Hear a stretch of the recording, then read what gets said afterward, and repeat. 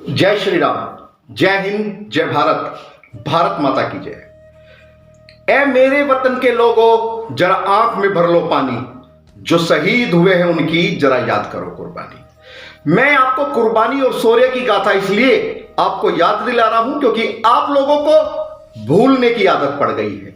आप लोगों को देश के संस्कारों के खिलाफ चलने की आदत हो गई है। आप सोच रहे होंगे कि मैं ऐसा क्यों बोल रहा हूं। मैं इसलिए ऐसा बोल रहा हूं क्योंकि फरवरी में 14 फरवरी को क्या पर्व मनाया जाता है।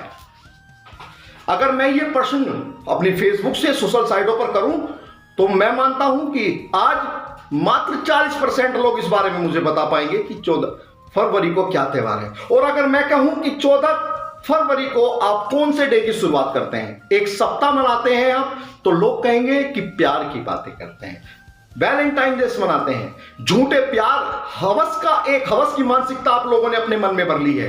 आप वैलेंटाइन डे जैसे पर्वों को मनाने लगे हैं। लेकिन आप नहीं जानते दोस्तों कि जिनकी बदौलत आप आज जिंदा हैं, जिनकी बदौलत आज आप खुले में सांस लेते हैं, आज हिंदुस्तान, अगर वो लोग ना होते तो आज ये देश गुलाम होता और आप भी गुलामी सहते।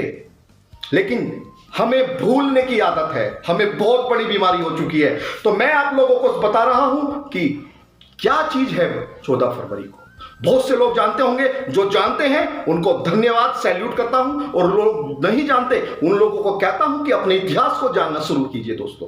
क्योंकि 14 फरवरी को भगत सिंह, सुखदेव और राजगुरु, जिन क्रांतिकारियों को हमें अपना आदर्श बनाना चाहिए, हम उन लोगों को भूल जाते हैं। अगर हम क्रांतिकारियों का फोटो फेसबुक पर या लिख करके भेजें तो पूछे कि ये कौन है, तो कोई नहीं जानता। ये दुर्भाग्य इस देश का, जिस देश में ऐसे क्रांतिकारियों को अपना आदर्श बनाना चाहिए, हम उन लोगों को भूल चुके हैं।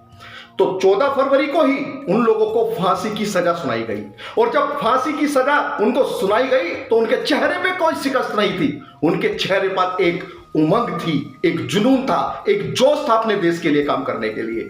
और तो भगत सिंह के लिए किसी ने लिखा है, बहुत रोते हैं माता लेकिन ये दामन नम नहीं होता, बहुत रोते हैं माता लेकिन ये दामन नम नहीं होता, इन आंसुओं के बरसने का कोई मौसम नहीं होता, हम अपने दुश्मनों के बीच भी महफूज रहते हैं क्योंकि मां की दुआओं का असर कम नहीं होता। तो मैं आपको एक किस्सा बताता हूं। एक किस्सा मुझे याद है भगत सिंह का, क्योंकि मैंने कभी अपने बचपन में पढ़ा था। एक निबंध था एक देश प्रेम का, उसमें लिखा था, जो भरा नहीं है भावों से बहती जिसमें रसधार नहीं, जो भरा नहीं है भावों से बहती जिसमें रसधार नहीं, वो हृदय नहीं पत्थर है जिसमें अपने देश के लिए प्यार नहीं।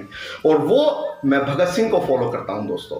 मैं भगत सिंह के बारे में मैं जितना लिखूं डिक्शनरी छोटी पड़ जाती है। मैं उसके सम्मान में कितना लिखूं। तो मैं बात कर रहा था कि जब भगत सिंह को फांसी हो गई और उसकी मां मिलने के लिए, आखिरी बार मिलने के लिए अपने बेटे से जाती है, मां की ममता छलक पड़ती है, उसके आंसू निकल पड़ते हैं। तो भगत सिंह जब देखता है तो ऐसा उसने जो प्रश्न किया अपनी मां से, कहा, मां तू एक क्रांतिकारी की मां है, तेरी आंखों में ये आंसू शोभा नहीं देते। तो फिर भगत सिंह की मां का आप जवाब सुनेंगे ना दोस्तों, क्योंकि हमें भगत सिंह, हमें सब कुछ बनाने वाली हमारी जननियां हैं, हमारी मां हैं।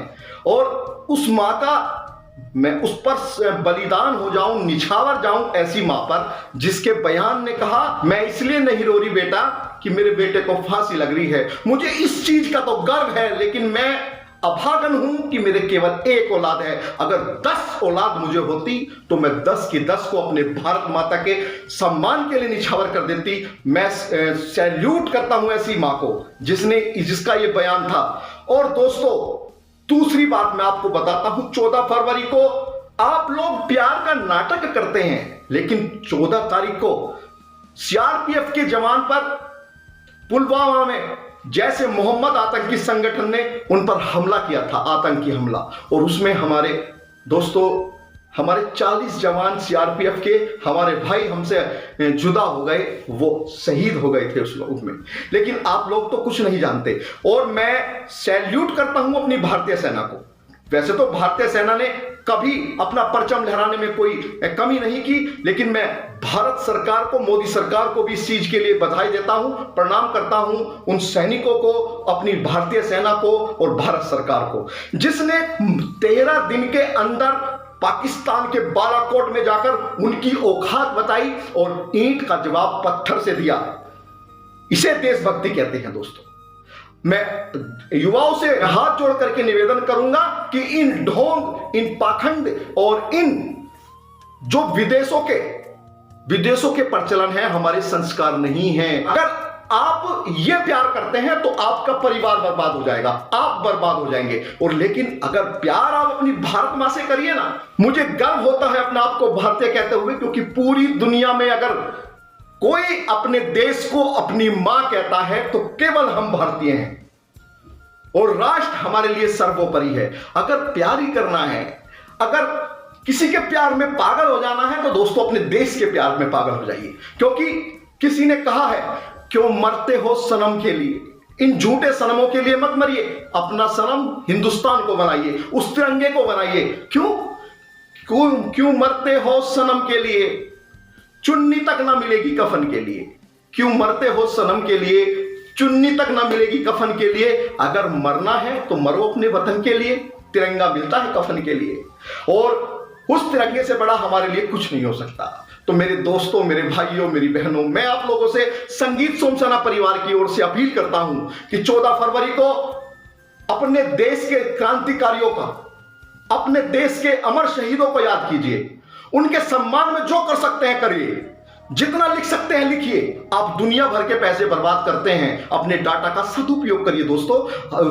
देश वही समृद्ध और शक्तिशाली बन जाते हैं जिस देश का युवा अपने लोगों के बारे में सोचना शुरू कर देता है। तो आप लोगों से मेरी अपील है, मेरे भाइयों से, मेरी बहनों से, ये झूठे प्यार छोड़ दीजिए। अब प्यार करना है अपने देश से करिए। जय हिंद, जय भारत। मैं आपका छोटा भाई सचिन खटीक और संगीत सोम जी का सेवक।